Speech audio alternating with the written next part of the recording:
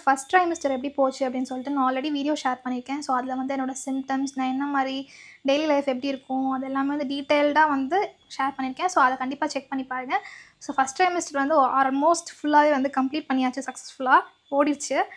And next இப்போ வந்து second ட்ரைமெஸ்டரோட almost second trimester எனக்கு முடிஞ்சிருச்சு. ஸோ முடிஞ்சதுக்கப்புறமேட்டு என்னோட ஓவரால் எக்ஸ்பீரியன்ஸ் எப்படி இருக்குது அப்படின்னு உங்ககிட்ட ஷேர் பண்ணலாம் அப்படின்னு நினச்சேன். செகண்ட் ட்ரைமெஸ்டர் வந்து பார்த்திங்கன்னா 4 to 6 months தான் வந்து நம்ம செகண்ட் ட்ரைமெஸ்டருக்குள்ளே வரும், கவர் ஆகும். அண்ட் வீக்ஸ் பொறுத்த வரைக்கும் 13 வீக்ஸ்லேருந்து 27 வீக்ஸ் தான் வந்து நமக்கு second trimester. Almost golden period, எல்லாருமே வந்து ரொம்ப ஹாப்பியாக என்ஜாய் பண்ணுவாங்க, ஸ்லோவாக வந்து ரெக்கவர் ஆவாங்க. ஸோ அந்த மாதிரி தான் வந்து செகண்ட் ட்ரைமெஸ்டர் இருக்கும் அப்படின்னு சொன்னாங்க. எனக்கு எப்படி இருந்துச்சுன்னா, கோல்டன் பீரியட் அப்படின்னு நான் சொல்ல மாட்டேன், பட் ஃபஸ்ட் ட்ரைமெஸ்டருக்கு கொஞ்சம் பெட்டராக வந்து ஃபீல் பண்ணேன். கொஞ்சம் சாப்பிட்டேன், ஃபுல்லாகவே வந்து ஃபஸ்ட் ட்ரைமெஸ்டர் ஃபுல்லாகவே வந்து நான் படுத்து தூங்கிட்டே தான் இருந்தேன், ரொம்ப டயர்டாக இருந்துச்சு. பட் செகண்ட் ட்ரைமெஸ்டர் கொஞ்சம் பெட்டராக வந்து எனக்கு போச்சு அப்படின்னு சொல்லலாம். ஸோ செகண்ட் ட்ரைமெஸ்டரில் வந்து நான் வெயிட் பண்ணிட்டு இருந்தது என்னென்னா, பேபியோட மூமெண்ட்ஸ் வந்து எனக்கு வந்து ஃபீல் ஆகுது, எக்ஸ்பீரியன்ஸ் பண்ணுறது எப்படா அப்படின்னு ரொம்ப வெயிட் பண்ணிட்டு இருந்தேன். ஸோ அது வந்து செகண்ட் ட்ரைமெஸ்டரில் வந்து ஃபீல் ஆச்சு. அண்ட் எப்போ அப்படின்னு பார்த்தீங்கன்னா, கரெக்டாக 18th வீக் வந்து எனக்கு வந்து பேபியோட ஃப்ளட்டரிங் மூமெண்ட்ஸ், அதாவது சின்னதாக நம்ம அந்த இறகு பட்ஸ் அந்த பஞ்சிலாம் இருக்கும்ல, ஸோ அதெல்லாம் நம்ம மேலே அப்படியே சாஃப்டாக டச் ஆனால் எப்படி இருக்கும். ஸோ அதுதான் வந்து 18th வீக்கில் வந்து எனக்கு ஃபீல் ஆச்சு, ஃபஸ்ட்டு பேபி மூமெண்ட். எனக்கு நல்லா ஞாபகம் இருக்குது. செகண்ட் ட்ரைமெஸ்டரில் வந்து பார்த்திங்கன்னா என்னெல்லாம் சிம்டம்ஸ் கோ த்ரூ பண்ணேன், அண்ட் சப்ளிமெண்ட்ஸ் என்னெல்லாம் எடுத்துக்கிட்டேன் அப்படின்னா, மெயினாக வந்து அயன், அதுக்கப்புறமேட்டு கால்சியம் சப்ளிமெண்ட்ஸ் வந்து எனக்கு கொடுத்தாங்க. கரெக்டாக அப்போ தான் வந்து ஹீமோக்ளோபின் லெவலும் வந்து நிறைய பேர்த்துக்கு செகண்ட் ட்ரைமெஸ்டரில் ட்ராப் ஆகும். ஸோ அதுக்கேற்ற மாதிரி ஃபுட்ஸ் வந்து பிளான் பண்ணி எடுத்துக்க சொன்னாங்க. அயன் டேப்லெட்டோடு சேர்த்து lemon juice or amla juice வந்து சேர்த்து எடுத்துக்க சொன்னாங்க. ஸோ தட் அயன் அப்சர்ப்ஷன் வந்து நல்லாயிருக்கும் அப்படின்னு சொல்லிட்டு. ஸோ கண்டிப்பாக செகண்ட் ட்ரைமெஸ்டரில் பிளட் ஹீமோக்ளோபின் லெவல் ட்ராப் ஆகிறப்போ இதை நீங்கள் ஃபாலோ பண்ணிக்கோங்க. ஃபஸ்ட் ட்ரைமெஸ்டரில் டெய்லி மார்னிங்கே எழுந்துச்சு ஃப்ரெஷ்னப் ஆகிட்டு ரொட்டீன் அந்த மாதிரி போகுமான்னு கேட்டிங்கன்னா சுத்தமாக கிடையாது. அண்ட் செகண்ட் ட்ரைமெஸ்டரில் கொஞ்சம் பெட்டராக டெய்லி மார்னிங் எழுந்திரிச்சு ஃப்ரெஷ்னப் ஆகிட்டு அதுக்கப்புறம் வந்து பிரேக்ஃபாஸ்ட் அந்த மாதிரி சாப்பிட்டுட்டு அந்த மாதிரி தான் வந்து மார்னிங் ரொட்டீன் வந்து போச்சு. And day in my life videos வந்து செகண்ட் ட்ரைமெஸ்டருக்கு வந்து கேப்சர் பண்ணியிருக்கேன். ஸோ அதுவும் செக் பண்ணி பாருங்கள். ஸோ செகண்ட் ட்ரைமெஸ்டரில் வந்து ஃபுட் ஹேபிட்ஸ் வந்து அதுவுமே கொஞ்சம் பெட்டராக இருந்ததுன்னு சொல்லலாம் கம்பேர்ட் டு ஃபஸ்ட் ட்ரைமெஸ்டர். ஏன்னா நான்வெஜ்ஜில் எனக்கு எக்கோட ஸ்மெல், அதுக்கப்புறமேட்டு ஒரு சில ஃபுட்டெல்லாம் வந்து ஸ்மெல்லே வந்து ஒத்துக்காமல் இருந்துச்சு. நார்மல் டேஸில் சாப்பிட்டுட்டு இருந்தேன், பட் அதுக்கப்புறம் இந்த ப்ரெக்னென்சி டேஸில் வந்து ஒரு சில ஃபுட் என்னால் சுத்தமாக எடுத்துக்க முடியல. அது செகண்ட் ட்ரைமெஸ்டர்லேயும் வந்து கண்டினியூ ஆச்சு. ஆனால் கொஞ்சம் கஷ்டப்பட்டு அட்லீஸ்ட் போர்ஷன் கம்மி பண்ணி எக்ஸோ இல்லை நான்வெஜ் கொஞ்சம் எடுத்துக்கிறது வந்து ரொம்ப எசென்ஷியலாக இருந்துச்சு. ஆனால் அதனால் கொஞ்சம் நான் எடுத்துக்கிட்டேன். மற்றபடி நார்மல் ஃபுட்ஸ் எல்லாமே வந்து இப்போ முன்னாடி வந்து வெரைட்டி ரைஸ் அது மட்டும் தான் சாப்பிட்ருந்தேன், மோர் குழம்பு அந்த மாதிரி சாப்பிட்ருந்தேன். இப்போ கொஞ்சம் சாம்பார் இல்லை நார்மல் சவுத் இண்டியன் மீல்ஸ் எல்லாமே வந்து ஓரளவுக்கு வந்து சாப்பிட முடிஞ்சிச்சு. வெஜிடபிள்ஸ் கொஞ்சம் கம்மியாக தான் எடுத்துக்கிட்டேன். அண்ட் ஃப்ரூட்ஸ் ஓரளவுக்கு நல்லா எடுத்துக்கிட்டேன். அண்ட் நட்ஸ், ட்ரை ஃப்ரூட்ஸ் அதெல்லாம் வந்து கொஞ்சம் எடுத்துக்கிட்டேன். இந்த செகண்ட் ட்ரைமெஸ்டரில் முக்கியமான ஸ்கேன் ஒன்று வந்து பண்ணது வந்து அனாமலி ஸ்கேன். அண்ட் அது வந்து பார்த்திங்கன்னா 18 to 21 அந்த வீக்ஸ்குள்ளே வந்து பண்ணுவாங்க. எனக்கு 20th வீக் வரவுண்ட் பண்ணாங்கன்னு நினைக்கிறேன். அப்போ தான் வந்து பேபி ஷவர், அதாவது 5th month பேபி ஷவர் வந்து பிளான் பண்ணியிருந்தோம். ஸோ அதுக்கு முன்னாடியே வந்து ஸ்கேன் முடிஞ்சிடும் அப்படின்னு நினச்சிட்டு அப்போ தான் வந்து கரெக்டாக அப்பாயின்மெண்ட்டும் ஃபிக்ஸ் பண்ணி கொடுத்துருந்தாங்க. ஆனால் நாங்கள் போன அன்றைக்கி அதில் மெயினாக வந்து என்னென்ன செக் பண்ணுவாங்கன்னா, பேபியோட brain, face, spine, heart, stomach, kidney எல்லாமே ஆல்மோஸ்ட் எல்லாமே வந்து நார்மலாக டெவலப்மெண்ட் இருக்கா அப்படின்னு சொல்லி செக் பண்ணுவாங்க. ஃபிசிக்கலாக எல்லாமே எல்லா டெவலப்மெண்ட்ஸும் கரெக்டாக இருக்கா அப்படின்னு செக் பண்ணுவாங்க அனாமலி ஸ்கேனில். அண்ட் அது ரொம்ப ரொம்ப இம்பார்ட்டண்ட். அது பொறுமையாக ஆல்மோஸ்ட் 1 hour கிட்ட வந்து நார்மலாக அந்த ஸ்கேன் மட்டுமே போகும் ஒருத்தருக்கு. அண்ட் சில பேர்த்துக்கு பேபி பொசிஷன் வந்து கரெக்டாக இல்லை அப்படின்னா நெக்ஸ்ட் டேயும் வர சொல்லுவாங்க. என்டி ஸ்கேன் வந்துட்டு 1 dayலேயே வந்து கம்ப்ளீட் பண்ணி முடிச்சாச்சு. பட் அனாமலி ஸ்கேன் வந்து நாங்கள் 2 நாள் வந்து போனோம் கண்டினியூஸாக வந்துட்டு. ஒரு நாள் ஃபுல்லாக போயிட்டு வந்து எல்லா பார்ட்ஸுமே ஆல்மோஸ்ட் வந்து கவர் ஆச்சு. ஒரு 2 பொசிஷன் மட்டும் கிடைக்கல, அதாவது கிட்னின்னு நினைக்கிறேன். கிட்னி அண்ட் ஸ்பைன் பொசிஷன் வந்து கரெக்டாக எனக்கு பேபி வந்து காட்டல அப்படின்னு சொல்லியிருந்தாங்க. ஸோ அதனால ஃபங்க்ஷன் 5th month ஃபங்க்ஷன் முடிச்சுட்டு அதுக்கப்புறம் நெக்ஸ்ட் டே திரும்பவும் வந்துட்டு போனப்போ அந்த 2 பார்ட் மட்டும் செக் பண்ணிவிட்டு டோட்டலாக வந்து ரிப்போர்ட் வந்து கொடுத்துட்டாங்க. எல்லாமே நார்மல் அப்படின்னு சொல்லி கொடுத்துட்டாங்க. ஆனால் ஸ்கேன் போகிறப்போ ரொம்ப பயமாக இருக்கும்.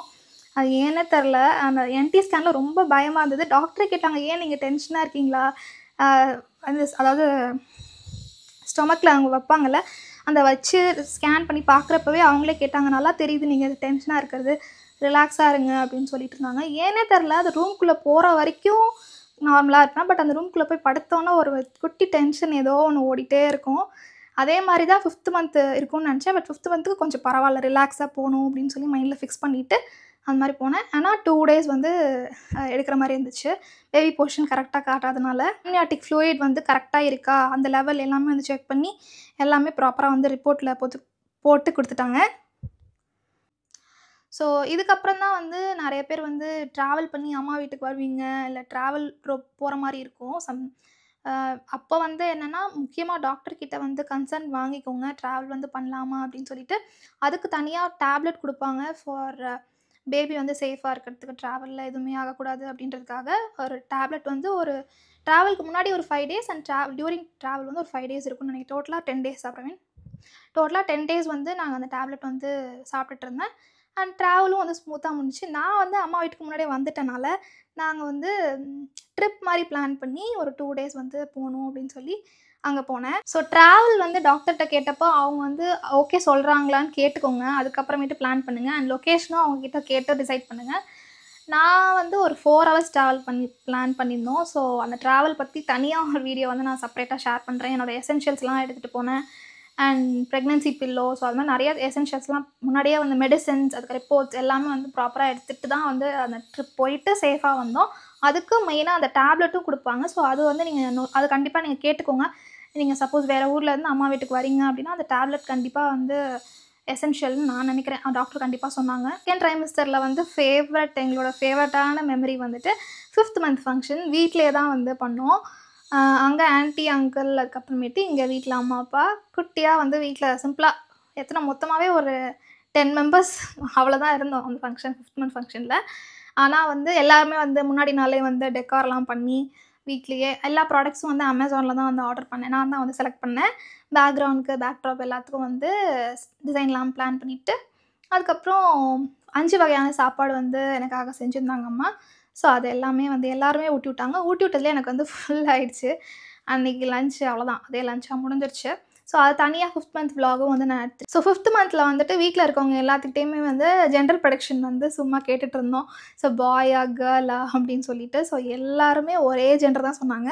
அதை அந்த வீடியோவில் நான் ஷேர் பண்ணுறேன், கண்டிப்பாக பாருங்கள். And towards 5th month end அந்த ஃபங்க்ஷன் அப்போ கூட எனக்கு வந்து பேபி பம்ப் வந்து தெரியவே இல்லை. நான் அதுக்கு ரொம்ப வெயிட் பண்ணிகிட்டே இருந்தேன்.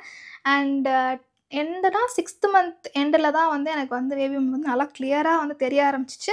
அண்ட் ஃபீலும் வந்து வீட்டில் இருக்கவங்க எல்லாருமே வந்து டுவர்ட்ஸ் 6th மந்த் எண்டில் வந்து ஃபீல் பண்ண ஆரம்பித்தாங்க, கை வச்சு ஃபீல் பண்ண ஆரம்பித்தாங்க. பேபி மூமெண்ட்ஸ் நல்லாவே கிளியராக தெரிஞ்சுது. ஸோ செகண்ட் ட்ரைமிஸ்டரில் வந்து தாராளமாக வந்து எக்ஸசைஸ் பண்ணலாம் அப்படின்னு சொன்னாங்க. நான் அந்த 5th மந்த் ஸ்கேன் முடிஞ்சதுக்கப்புறமேட்டு அனாமலி ஸ்கேன் முடிஞ்சதுக்கப்புறமேட்டு அங்கேயே மாக்காவேரியிலே வந்துட்டு அவங்க வந்து ஃபிசியோதெரபிஸ்ட், அதுக்கப்புறமேட்டு லாக்டேஷன் கன்சல்டன்ட், அதுக்கப்புறம் டயட்டீஷியன். ஸோ இவங்க 3 பேரையும் நான் வந்து மீட் பண்ணேன் தனித்தனியாக.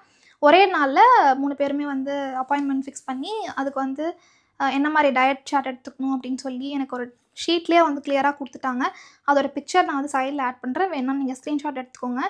அதில் வந்து 2 இது இப்படி லிங்க் பண்ணி போட்டிருப்பேன். ஸோ அப்படின்னா அந்த விட்டமின்ஸோட இந்த ப்ராடக்ட்டையும் நீங்கள் சேர்த்து சாப்பிட்றப்போ அந்த ஃபுட் அப்சார்ப்ஷன் வந்து நல்லாயிருக்கும் அப்படின்னு சொல்லி சொன்னாங்க. லாக்டேஷன் ரிலேட்டடாக வந்து அவங்க வந்து என்ன சொன்னாங்க அப்படின்னா, டுவர்ட் ஸ்டார்டிங்லேருந்து இப்போ second trimester and third trimester வந்து உங்களுக்கு ஜேர்னி எப்படி போகும் அப்படின்னு வந்து முன்னாடியே வந்து எக்ஸ்பிளைன் பண்ணிட்டாங்க. பாடியில் என்ன சேஞ்சஸ் நடக்கும், நமக்கு எப்போ வந்து பிரெஸ்ட் மில்க் வந்து செக்ரீட் ஆக ஆரம்பிக்கும், பேபி மூமெண்ட்ஸ் எப்போ தெரியும், ஸோ அது மாதிரி மேஜராக என்னென்ன சேஞ்சஸ் நடக்கும், நம்மளோட ஃபிசிக்கல் அண்ட் மென்டல் ஹெல்த்துக்கு என்னென்னலாம் நம்ம ப்ரிப்பேர்டாக இருக்கணும் அப்படின்னு சொல்லி லாக்டேஷன் கவுன்சிலர் வந்து அவங்க வந்து அது ஒரு செஷன் மாதிரி போச்சு, நல்லா இருந்துச்சு. அண்ட் லாஸ்ட்டாக வந்து ஃபிசியோதெரபிஸ்ட் வந்து நான் பார்த்தேன். ஸோ ஃபிசியோதெரபிஸ்ட் அவங்க வந்து என்னோட வந்து ஸ்கூல் மேட் ஸோ அவளை பார்த்தோன்னா எனக்கு ரொம்ப எக்ஸைட் ஆகிடுச்சு. சர்ப்ரைசிங்லி அவள் தான் எனக்கு வந்து ஃபுல்லாக வந்து கைட் பண்ண எக்ஸசைஸ் எல்லாமே. பொசிஷன், அதாவது நம்ம எந்த அளவுக்கு ஸ்டெபிலிட்டி, ஃப்ளெக்சிபிலிட்டி எல்லாம் இருக்குது அப்படின்னு சொல்லி செக் பண்ணிவிட்டு, ஸோ அதுக்கு ஏற்ற மாதிரி எக்ஸசைஸ் எல்லாமே வந்து அவள் வந்து நீட்டாக எனக்கு எழுதியே கொடுத்துட்டா. ஸோ எத்தனை டைம்ஸ் பண்ணணும், ஒரு நாளைக்கு எத்தனை செட் பண்ணணும், அந்த மாதிரி எழுதி கொடுத்துருந்தா. மெயினாக இதில் காமனாக என்னன்னு சொல்லுவேன்னா, பட்டர்ஃப்ளை எக்ஸசைஸ் வந்து எல்லாருமே பண்ணலாம் அப்படின்னு சொன்னாங்க. அதுக்கப்புறம் ப்ரீதிங் எக்ஸசைஸ், அதுக்கப்புறம் ஸ்ட்ரெச்சஸ், பேசிக் ஸ்ட்ரெச்சஸ் தான் வந்துட்டு எல்லாருமே காமனாக இது எல்லாமே பண்ணலாம் அப்படின்னு சொன்னாங்க.